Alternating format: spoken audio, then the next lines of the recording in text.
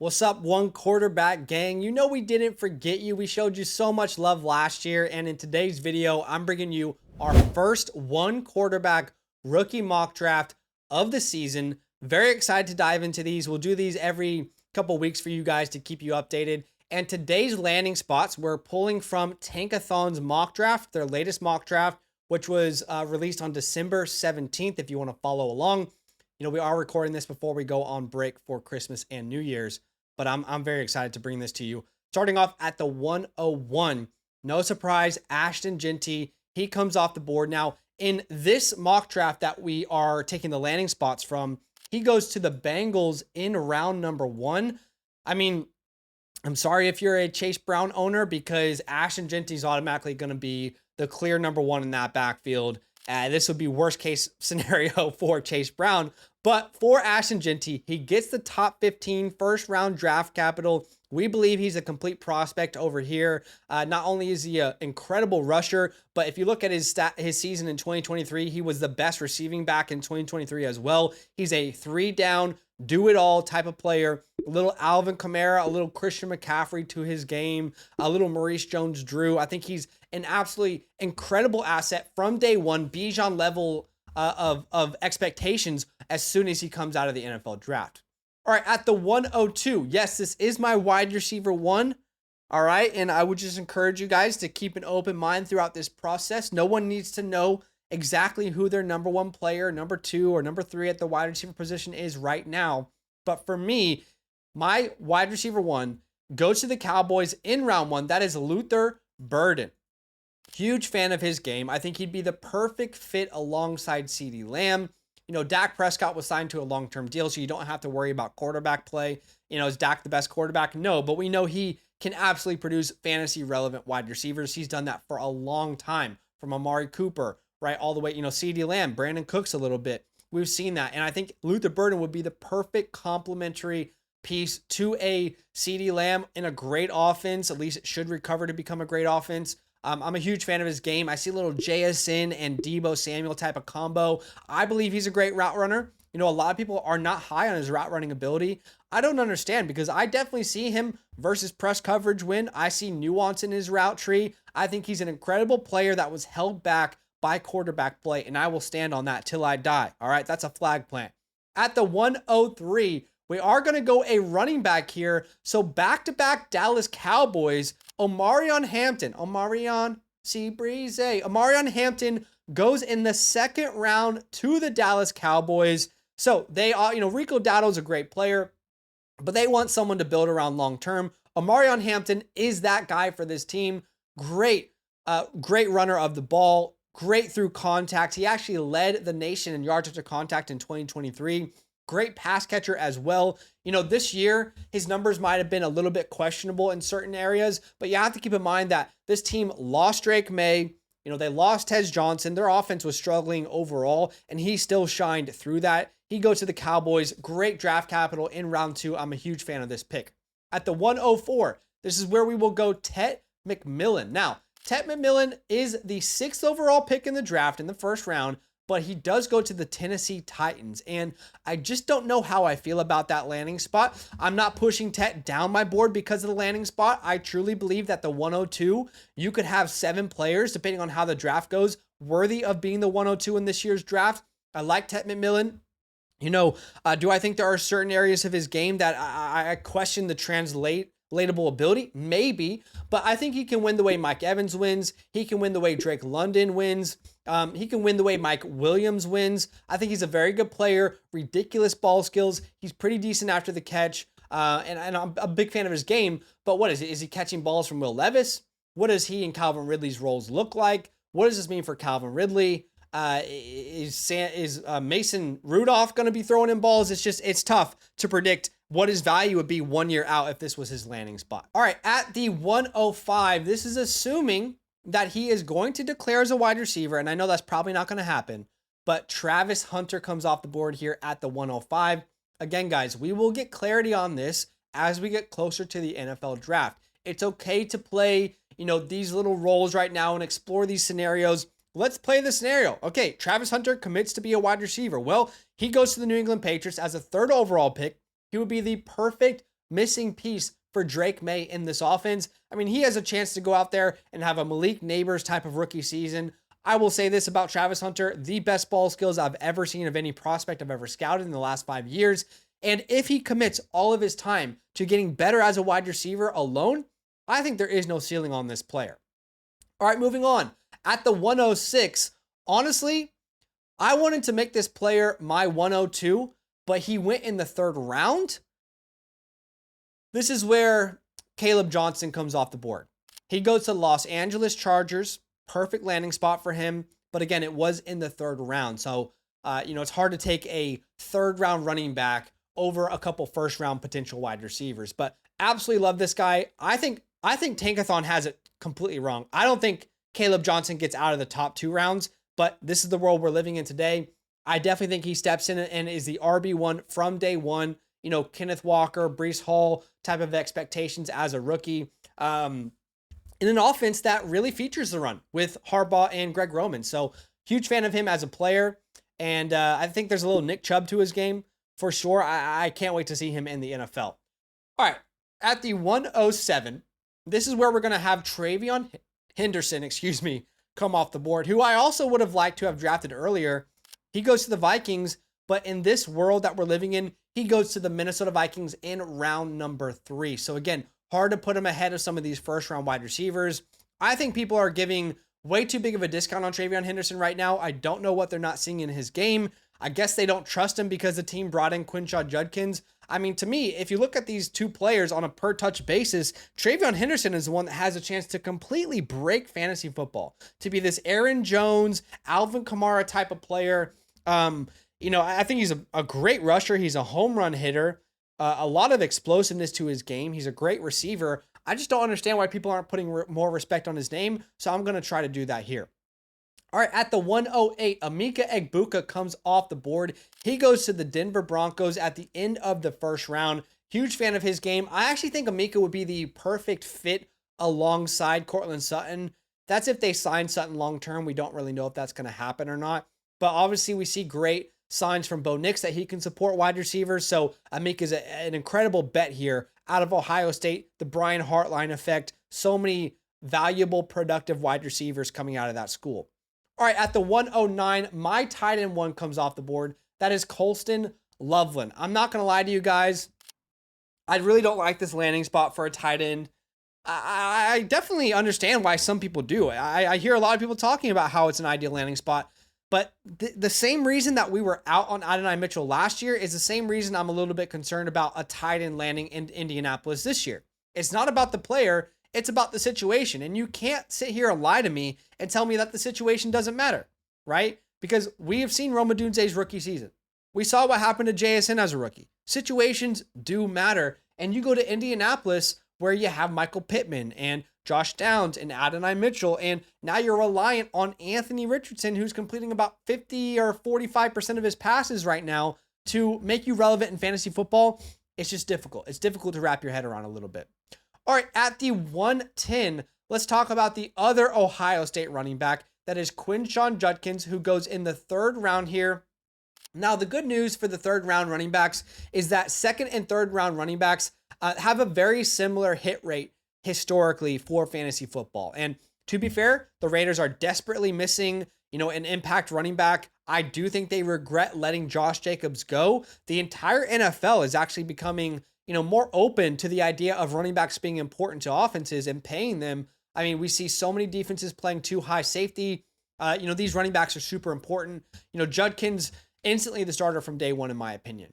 I might have some questions about his overall athleticism and creativity, but I think that offense, you can get a downhill runner going there. At the 111, Tyler Warren comes off the board. And I'll be honest, I'm not so sure that Tyler Warren shouldn't be ahead of Colston Loveland here. I think this is a perfect fit for him with the Los Angeles Chargers. It's such a versatile player. There's a little Taysom Hill there. There's a little Trey McBride there. I'm a huge fan of his game, and I'm not afraid to take tight ends in the 1st round of these drafts anymore. All right, the last running back or wide receiver or tight end in the 1st round was Isaiah Bond. He goes to the Detroit Lions. We will take him here at the 112. I genuinely believe from like a talent perspective, Isaiah Bond is one of the most talented players in this class. He just hasn't produced. Now, honestly, I do feel like I'm taking him too high here, but I think there's a huge fall off from the 112 onwards in this specific mock draft that Tankathon gave us. And this is a possibility that there is a huge fall off at some point at the end of the first round in this year's class. But he goes to the Lions, he gets first round capital, but what does that mean for fantasy football? Like, how are we supposed to project this guy in an offense where he might be the fourth option? So it's a bit difficult to really project. Hey, if you want our 2025 rookie report where we dive in and break down every single prospect, talk about strengths, weaknesses, ideal landing spots, and more, then all you got to do is become a Flock Fantasy member with the promo code LAND, LAND. You can check out the pinned comment. If you become a yearly Mother Flocker member, you get both our draft guide and you get a team playbook where we will review your dynasty team and give you a path moving forward. Maybe tell you what to do with your own draft picks. So if that is something that tickles your fancy, check out the pinned comments. Let's get into round number 2. All right, at the 201, one of my favorite players in this class, my wide receiver 4 overall in my rankings, that is Jalen Royals. Jalen Royals goes to the Carolina Panthers in round 3. I personally believe that Jalen Royals will be a second round pick at worst.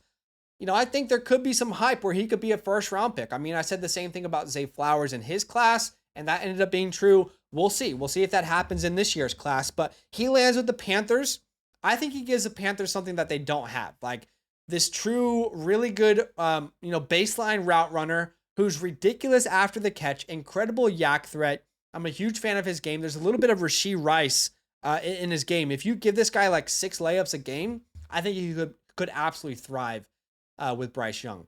At the 202, a player that I think should be getting far more respect in this class, that is Tez Johnson.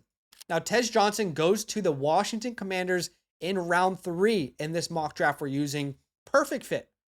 Genuinely the perfect fit. The perfect number 2 to Terry McLaurin, a guy that will play out of the slot, great route runner, ridiculously, explosive after the catch, one of the best yak players in this class, a guy that you can use around the line of scrimmage. He's kind of like Wan'Dale Robinson and Tank Dell, but Wan'Dale Robinson doesn't really do anything after the catch. Tez Johnson definitely will. I think he's the perfect fit there with Jaden Daniels.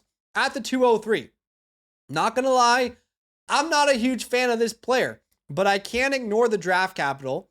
Again, I think Tankathon has this wrong, but they put Ollie Gordon in the second round to the Denver Broncos. Do I believe Ollie Gordon's going to go in the second round?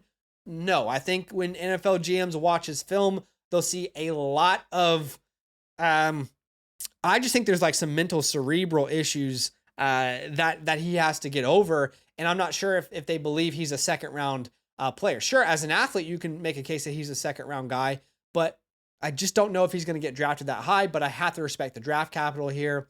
This team probably moves on from Javonte Williams. There you go, Ollie Gordon. All right, at the 204, this is where Alec Ao Manor comes off the board. He goes to the Chargers in round 2. He's a big body wide receiver out of Stanford. At the time of recording this, I don't really know if he's going to declare for the NFL draft or not, but what I will say is if you go watch Stanford versus Colorado in 2023, Ao Manor absolutely dominated Travis Hunter. Made him look silly. Had one of the most ridiculous catches in the end zone over him, pretty much catching the ball off the man's helmet. I mean, he's a big body, true X wide receiver, all the talent in the world. And let's be honest, the Chargers could use a more reliable guy outside of Quentin Johnston on the outside. All right, at the 205, this is where I feel comfortable taking the first quarterback off the board. I'm not a huge fan of the quarterbacks in this class. Shedeur Sanders, I'll take here. He goes to the Raiders as the first overall pick. And to me, Shedeur Sanders is like, he has the potential to be one of these middle of the pack quarterbacks in the NFL. How much of an impact will he have for fantasy football? I think like a Tua Tagovailoa level of impact, a Brock Purdy level of impact. He can definitely have a season where he finishes top 6 to 7 to 8, but he's probably more of like a top 15 name on a consistent basis. And in a one quarterback league, I'm not sure how transformational that is for your roster. Right behind him, we have Cam Ward at the 206, who was a second overall pick in this draft. He goes to the New York Giants. It's nice to see that Cam Ward would be with Malik Neighbors, but I have some serious question marks on Cam Ward's game overall. I think his decision-making has been very poor. If you don't believe me, go watch the game versus California. I mean, there are some throws that this guy's making where you would teach it out of a high school quarterback. And this guy is a 5th-year senior. Now, you can't sit here and tell me, well, teams took a chance on Anthony Richardson because he had all of the tools. Well, that doesn't make any sense. Anthony Richardson started 12 games in college. This man is a 5th-year senior, right? Some of the decisions that he makes still is so confusing to me. He sticks to his first read too much. I don't think he has a very good ability to go through his reads in general, but I think he needs to sit for a while. I really do. I think this team is better off, let's say signing Sam Darnold and then having Cam Ward as the backup for a while so he can learn, but I don't know. We'll see what happens. At the 207, Xavier Restrepo comes off the board. He's a 3rd-round pick in this world who goes to the Cincinnati Bengals. I like Xavier Restrepo. I don't think he's the best athlete, but I definitely think he can produce. My comp for him has been Khalil Shakir. That could be a very reliable player. It sounds like the Bengals are wanting to sign T. Higgins. There's a lot of, chatter about that. And if that was the case, Restrepo, I don't think it would have very big of an impact. Kind of the same impact that Andre Yeshivas has at this very moment. At the 208, we're going to take Jaden Higgins, who is a lot of people's, rookie darling at this point. He's a big body, pretty good route runner. I don't think he's very good in the open field. A lot of people do. I don't think he moves away. I would like him to move, but he goes to the Rams. Anytime the Rams draft a wide receiver, I'm going to be interested in that receiver. And if Cooper Kupp doesn't have a long-term, life in the NFL, then Jaden Higgins could definitely be a part of this offense. At the 209, a receiver that a lot of people love in this class, that is Trey Harris. The issue is he goes to the Bucs in the 2nd round. And, okay, so the Bucs don't bring back Chris Godwin. Well, I think Jalen McMillan is a superstar waiting to break out. I've said that for this entire season. And I'm recording this mid-December, sorry. So I don't know what he's done the rest of the season, but I just don't know where Trey Harris fits. I think there's a lot of growth in his game left to be done, but I guess you could say long-term when Mike Evans moves on, if they don't sign Godwin to a long-term contract, I could see value there potentially. At the 210, tight end Harold Fannin Jr. goes to the Panthers, and he goes to the Panthers in round 2. I'll be honest. I don't understand this pick at all. I don't know what Tankathon was doing in this mock draft, putting Harold Fannin Jr. to the Panthers. With all due respect, this is not that different of a player to Jatavion Sanders, who they drafted last year. I don't really understand. I think Jatavion Sanders is a better run blocker. He's actually a bigger body to play the tight end position. Will they play him at wide receiver? He's a great receiver, great route runner, great ball skills, but he's only 230 pounds at the tight end position. I just don't know how much relevance he will have or what his role will be. It's hard to predict. At the 211, we're going to talk about Savion Williams out of TCU. Now, I have not scouted this player yet myself, but people that I really respect in the industry are very high on him. He goes to the Cleveland Browns in the 3rd round. Big body. I think he's 6'5", big X alpha frame. I think Tillman might be a better player, but I haven't scouted Savion myself. Here's what I will say. When we come back from our Christmas and New Year break, I'll be scouting a whole new group of players, and he's on that list. But I just want to show him a sign of respect here. At the 212, one of my favorite sleepers last year out of Colorado State, Torrey Horton, the wide receiver. Remember, he actually had an incredible game versus Colorado and Travis Hunter as well in the 2023 season. He goes to the 49ers in the 3rd round as a comp pick. Do they move on from Debo? Yeah, I don't know, but I like this player a lot. All right, I'm going to take you to my all snubs list. Now, my all snubs list is a list of players that I believe should have been in the first 3 rounds of the mock draft that we used from Tankathon, but they were snubbed. So, for example, Woody Marks out of USC, true dual threat running back. I think he can have a huge impact. I think he goes in the first 3 rounds. Running back Brashard Smith. In today's NFL, you don't have to be 225 pounds and 5'11" to make an impact. This is a wide receiver to running back transfer or transition like Tyrone Tracy. Incredible burst out of this player. Wide receiver Jack Besh, who I think is actually the best wide receiver out of TCU this year. Jalen Knoll out of Iowa State, who I think is the best wide receiver out of Iowa State this year. DJ Giddens, who I love out of Kansas State. Dylan Sampson's a production monster. Cam Scattaboo reminds me a little bit of David Montgomery. I love his game. Devin Neal out of Kansas is an absolute one of the most creative players in this class. Nick Singleton out of Penn State and Jarquez Hunter, who is a pack-a-punch, just super productive running back, dual threat guy. But yeah, I appreciate y'all watching the video. Do me a favor, hit that like button, show some love, subscribe if you like the content. And if you're looking to get your team reviewed, we do offer our team playbook. The two ways you can get a team playbook is either by becoming a yearly Mother Flocker member with the promo code LAND. You also get our 2025 rookie report when you do that. Or you, regardless of what promo code you're on, you can go to our website and buy one a la carte. Just make sure you get that live tier version if you want a live review instead of the offline version. But I appreciate y'all watching the video. I'm excited to get back after this holiday. I'm probably on the beach somewhere right now, but I appreciate you. Excited to get into this class, and I'll see y'all soon. Now that those idiots are done talking, who needs some rankings? Hell yeah, I need some rankings. Then use promo code LAND, L-A-N-D, for 30% off any membership at flockfantasy.com. Oh.